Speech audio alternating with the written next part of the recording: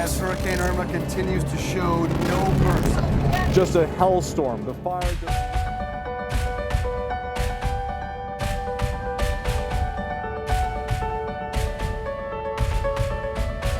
We've now broken all-time records for 3 consecutive years.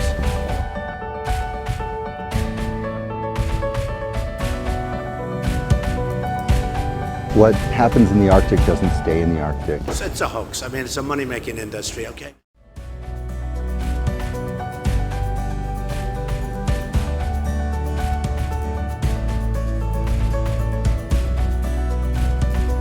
The melt is winning this game. Greenland is an epicenter for climate change.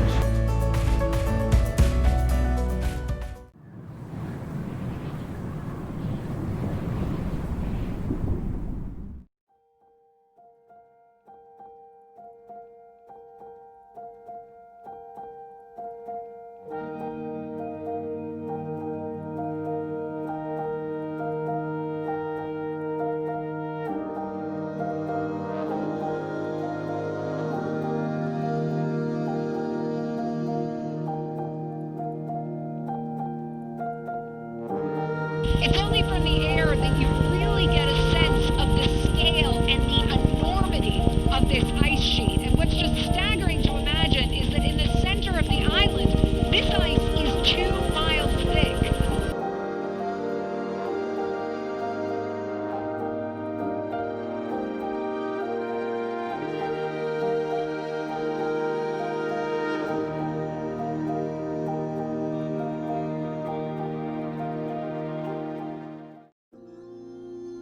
The amount of water that's produced all across this landscape has increased, like it's doubled in the last 50 years. Doubled in the last 50 years.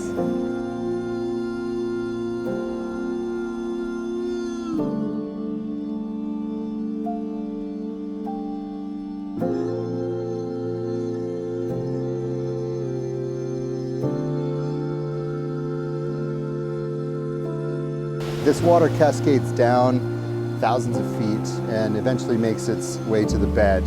And it's heating the bed of the ice sheet.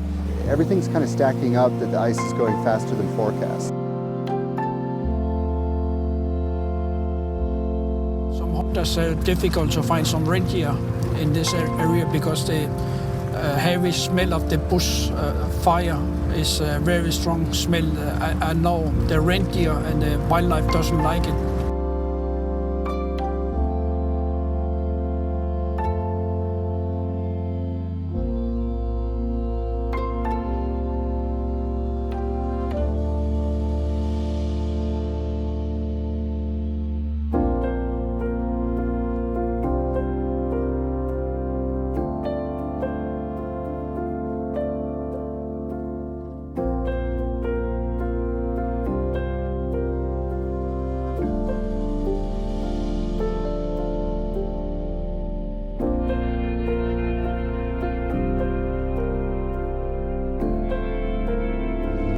Years ago, where we're standing on here, we cannot see the mountain behind us.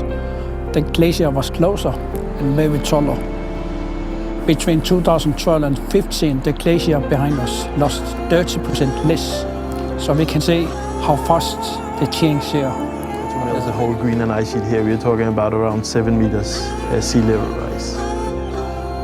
So the amount of CO2 excess in the atmosphere due to humans burning fossil fuels mainly, that commits us to more than 1 meter of sea level rise.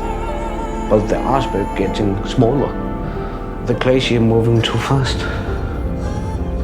And it's calving up to 80 million tons ice per day. So it's a huge amount of ice. We say always, we can't predict the future, and we don't know how it will be in the future with the weather and climate.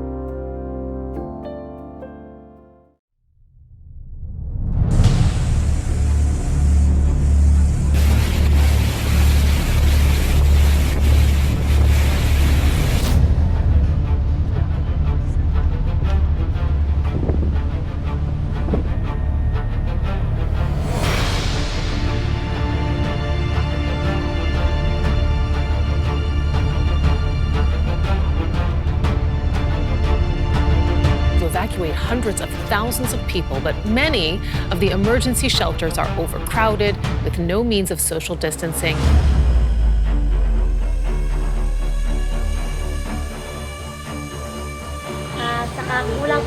Now we have a lack of supplies for face masks. That's why we have started to make our own ones to avoid the spread of the virus. There were many children, old people. We started doing this at 2 a.m.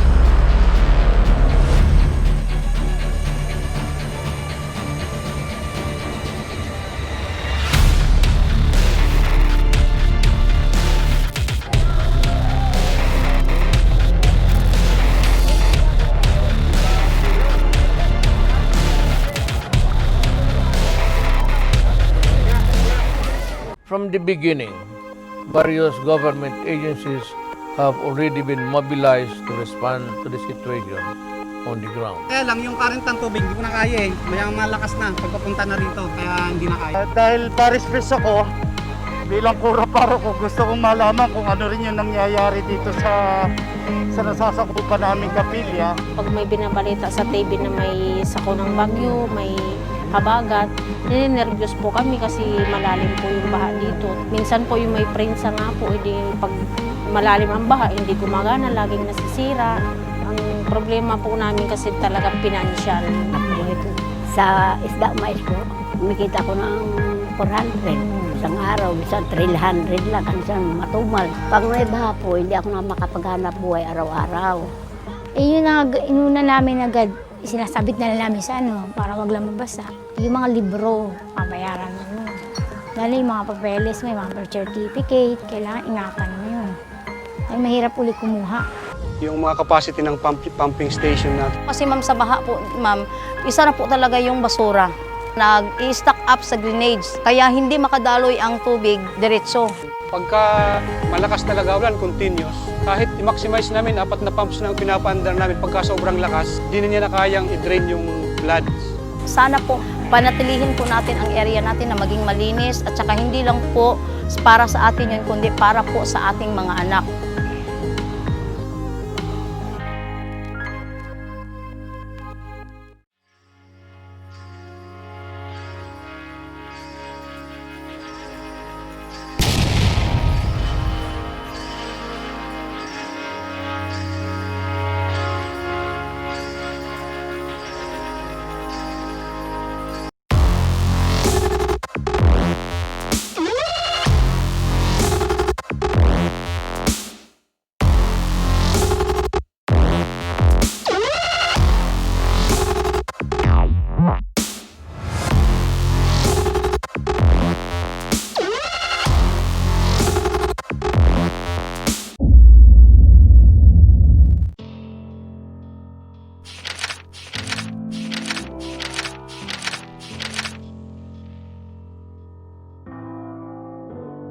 Climate scientists knew this was going to happen at some point, whether it was now or 10 years from now. We were going to get this perfect storm, and it was going to be pretty horrible. That as the temperature of the planet has warmed, and this is the bit that won't surprise you, you get more combustible conditions. Assuming there's vegetation to burn, assuming other situations are as they would be to encourage a fire to start, if it's hotter and if it's drier, which you're going to get with global warming, then a fire becomes more likely. When something dies, that's usually normal. Everything has to die at some point. And the ecosystem is usually prepared to take care of that. But what's happening now, with these mass mortality events is huge numbers are dying at once and it inundates the system, or at least we think it might. So how does the ecosystem absorb those nutrients and recycle them, if it can at all? It's really biological material that is exposed to the environment and to the public. These fires in Australia are just enormous, but what's scary is they're probably not going to be the last of their kind. I think it's important people realize that just because the fires are out doesn't mean that the problem necessarily is over.